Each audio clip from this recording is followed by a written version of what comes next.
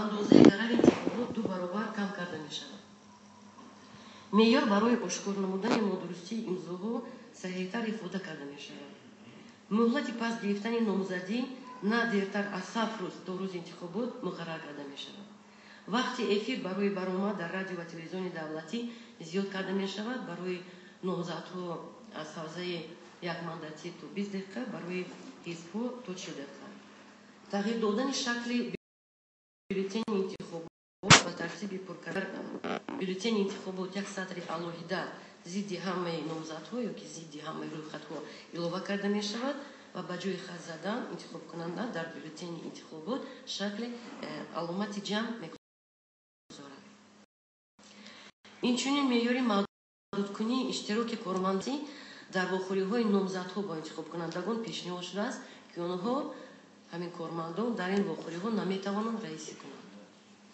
در برابر این تغییرات جدی یک چند تغییر لایحه‌ها برای مطابق نمودن بعضی معیارهای قانونی کنستیتوسیونی عمل کننده و مفهوم‌های قانون‌های کنستیتوسیونی درباره مقامات محلی کمیته دولتی، درباره ترتیب حل مسائل ساخت مرزی و ماموری جمهوری تاجیکستان، قانون درباره مقامات خودکار شهرک و دهات، طلبات قانون درباره سندهای معیاری حقوقی و قاعده‌های املای زبان تاجیکی پیشنهاد شدند.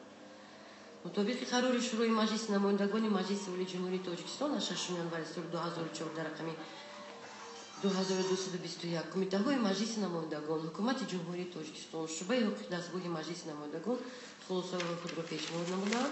اینچنین از جانب وکیلان محترم شبدولا شد دولت نسبت البته اسم خلاصه علاوه پیشنهاد کرده شد. 4 کمیته لایحه قانون را پررا جانبداری کردند. از طرف دیگر کمیته‌ها حکومت جمهوری تاجیکستان شعبه حقوق وکیلان شبدولا و طلبکا 26 ایراد و تکلیف‌ها وارد کرده شد. از آنها 11 تاش قبول، 6 تاش قسمت قبول شد. 9 تکلیف اساساً با سبب از مضمون لایحه قانونی پیشنهاد شده بیرون بودن رد کرده شد. همین طور در موافقت با سوبیکت حقوق تشبث قانونگذاری لایحه قانون تکمیل داده شد.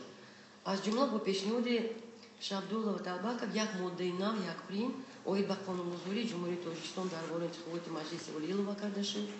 اینچنین به قسم ششم لایحه قانون تغییرات وارد کرده شد که قسم سوم ماده 13 در تحریر نو افاده کرده می شود. یعنی تشکیل کمیسی‌های حوزوی انتخابات عاید به انتخابات وکیلان مجلس نمایندگان با پیشنهاد مقامات اجرایی محلی دولتی با نظر داشت تکلیف‌های ساختارهای محلی حزب‌های سیاسی در حدود حوزه انتخابات صورت می‌گیرد. در اساس پیشنهاد حکومت جمهوری تاجیکستان در تمام متن قانون مفهوم‌های مقامات اجرایی محلی و دولتی، مقامات نمایندگی محلی و دولتی، مقامات خودکار شهرک و دهات به ترتیب آورده شدند.